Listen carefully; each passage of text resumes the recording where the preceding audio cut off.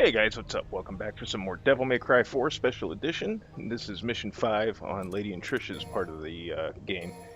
And we're just kind of moving along here. Let's see if we can buy any skills. And that's about it. 21,000, holy fuck. Like I said, lady skills, hers are really expensive. Trish's ratchet up pretty quick too, from what I could see. But at any rate, um, I hate to, I don't really talk about like other YouTubers or anything like that too much, but man, I gotta talk about this because this like represents everything I can't stand about like gaming on YouTube. And I was watching a pretty prominent and I guess you could say infamous YouTuber doing a playthrough of Crash Bandicoot, and I'm not going to say who it is because you can basically figure it out if you know anything about big YouTubers and gaming. But man, it was so painful, and not so much because the guy was bad at Crash Bandicoot, but he had a face cam, and he clearly was not having a good time. He tried to like play it up like he was having fun. At the end of it, he said he was having fun, and it was just like he had this scowl on his face the entire time he was playing the game. And to me, like I said, that represents some of the things I can't stand about gaming and YouTube. And I don't know why you would force yourself or paint yourself into a position that you're playing a game you clearly are not having fun in playing, I don't play the most popular games, but I play games that I know I'm going to have fun playing because that's what I want to do. I've said that numerous times in my videos that if I didn't have fun doing this, I wouldn't do it, And I just can't, when you reach a point where, or not even so much when you reach a point, but if somebody does something just to like get views or something like that, it just comes across as so forced and fake to me. Skip the secret mission there because anytime I tried to dodge, I ended up hitting an enemy because some of my dodges involve weapon fires, so it took a while. So I spared everybody the pain of that. But at any rate, going back to what I was saying, I just don't understand these guys that are like, this is the hot new thing, I have to play it so I get some views. And I understand, like, for some people, a lot of people, YouTube is a business. But at the same time, if you're not having fun doing what you're doing, then it becomes, well, that's a bad analogy. I was going to say, then it becomes work. But I mean, obviously it's work to some degree. But okay, I guess, like, for example, take what I do. Throughout my life, I've had a few different jobs. And probably the first one that I had that I held down for a while was I was an auto mechanic. And I really liked it at first. And then I got tired of dealing with the people. And because the area I'm from isn't like a very well-off area. I mean, it's not like the slums or anything like that, but there's a lot of garbage in the area. People that abuse the system and things like that. And cars were becoming, this was like 10 years ago, cars were evolving and they were becoming more complicated. And stuff that I used to enjoy doing was becoming a hassle because I hated the ass-backwards design that engineers were putting in the vehicles at the time, and I just couldn't bring myself to like enjoy what I was doing. Then I had, I ended up being an assistant manager that still, like, I was a working assistant manager. I still was a mechanic, but I helped the manager. And then I eventually managed the one garage I worked at.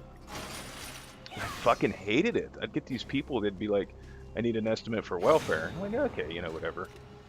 And there was I mean, don't get me wrong. There's people out there that do need legitimate help and stuff like that. But some of these people, they'd be like, you'd tell them what was wrong with their car, and it'd add up to like $800-900 worth of work, and they'd be like, well, can you make it? Can you squeeze that down to 400? Not all of that, you know. And I was very much a person where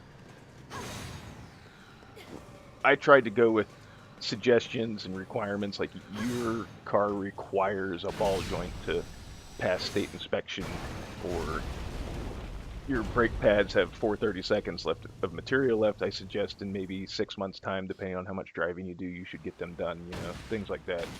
And these people would be like, well, can you get all that down to $400? It's not your money. Why should you care anyways? Actually, it is my money, motherfucker. And that used to just, that wore me down to the point where I had to go to a training thing in upstate New York, and I came back, and while I was gone, they completely ripped my inventory off the shelves and replaced these shelves that were older than dirt. But they didn't put any of my inventory back, and like my district manager was like, oh, you got to come to West Virginia for manager's meeting, and then when you get back, we're going to do your inventory the next day. Like, count my inventory, and none of it was organized. I was like, you know what? Fuck this, because the last time I did inventory, I was there at like 5 in the morning till 11 o'clock at night, and that's when it was organized. And I was like, I'm not, this is bullshit, this ain't worth it. So I was just like, fuck it, here's the keys, I'm gone. And I did sales for a while, but I realized very quickly I hated dealing with the general public.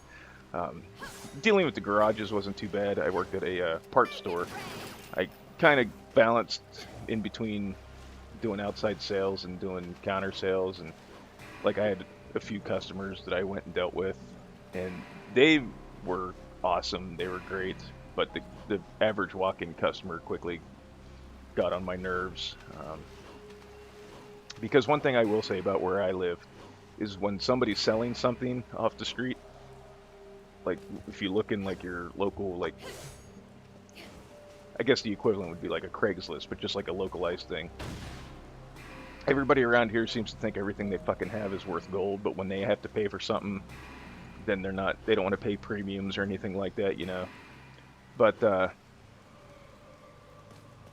it's kind of like the relic guitar mentality, like when Fender and Gibson and all them, like, or even, not even Fender and Gibson, but like some Joe Blow that's got like a $200 Mexican Stratocaster, he takes a sanding disc to it and rubs some paint off, and then he wants to sell it for $500 because it's been relicked, you know, that kind of thing there. But I ended up working where I'm at now.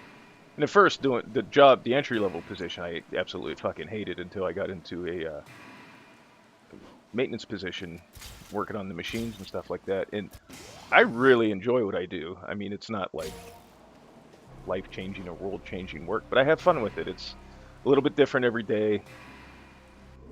The machines aren't like evolving nearly as fast as cars do, and I mean, for the most part, you can't really change them that much since they're just giant hydraulic presses that you put a piece of tooling in and it makes a fucking bottle cap. But like, we're getting these other different machines and things like that. So I mean, it's something I really enjoy because I'm not like a desk job type of person. I like working with my hands and doing mechanical things, you know. It's just always something that once I got into it, I'm like, I like this, you know. But if I ever felt like it was becoming something that I had to, if I went to work every day with a scowl on my face, which sometimes I do, but that's mainly because I can't stand some of the people I work with, it'd be time to move on, you know. And that's the thing, even if I was like someone that had like monetized videos and was making decent money off of YouTube, the minute it didn't become fun, it's time for something else. And like, I just don't understand these, especially if you're gonna have like a face cam, you think you'd try a little harder not to look like you're absolutely pissed off at the world and hate everybody while you're playing a game. And regardless of how good or bad you are at it, I mean, try to at least have fun with it. I mean, there's games I'm not great at, but I still try to have fun with them. You know, like these Devil May Cry videos, I'm not exactly like the best Devil May Cry player out there. I'm not a very professional fighting game player, but I love fighting games, you know. I mean, and I don't do like all that frame counting and shit like that, and I don't know frame data or anything like that, like these like big pro Evo guys do. But I have fun playing Dead or Alive or Street Fighter and Mortal Kombat, you know, and that's what it is. That's what gaming is for me. It's fun. It's a release from the bullshit that you have to put up with in your 9 to 5 or 12 to 8 in my case, and it just kind of, you put all the crap that you put up with throughout the course of the day aside, and you unwind. And I mean, now I'm kind of, like I've mentioned in a couple other videos I made recently, I'm starting to get into anime, you know, stuff like that. I mean, that's always things that, you know, to me, movies and certain television shows that I watch, I don't watch a lot of television shows, but there are some that I really enjoy. And like I said, now anime, and I used to read a lot, you know, everything I did that involved some form of media revolved around having fun and it not being a chore. Like, big example I can think of is Stephen King's The Dark Tower series. I read book 1 through 6 or 7. Yep. Oh god, I got the hiccups. Yeah, there's 7 books. I read all 7 books at the time. I think there's a new one now. But this was a few years ago too, whenever Dark Tower 7 came out. I read through the 7 books in like 2 weeks, something like that. And I mean, that's a lot of reading. Like Wizard and Glass, that's a pretty big fucking book. I think the drawing of the 3 was pretty hefty. And the drawing of the 3 I really liked. I read it in a day. In the Dark Tower 7, the Dark Tower, the actual book, it was pretty hefty. I think it took me 3 days maybe, but I had a little bit less free time when I finally got to it. But then, like, I started reading the books that connect to the Dark Tower series, like Eyes of the Dragon and The Stand and things like that. And one of the ones that a couple of my friends ranted and raved about was Insomnia. And to this day, like 8 years later, I'm still on like page 200. I just can't. It's not that it's a bad book. I just cannot get into it. It drags ass. And like Clive Barker's another one of my favorite authors, and I read The Hellbound Heart and loved it, and I really like the Magica.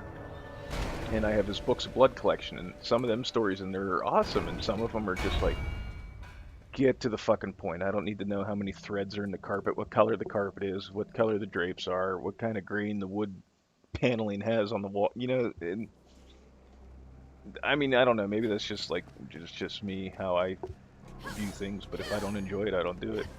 And I think if you're gonna have a thing where, like, you know, I'm gonna play this game if I get so many votes or so much Patreon money or whatever, you should at least make sure it's something you're gonna enjoy first, not something that's gonna be painful for everybody involved and that you're not gonna have fun with. I mean, that's, to me, that's a disservice to the people that watch you, I guess would be the best way to put it. Which is why, like I said in my Skyrim video, I didn't put any videos out last week. But we finished this mission sooner than I thought, so I'm gonna wrap this video up and call it a day. And like always, guys, I want to thank everybody for watching, and we'll see you in the next one.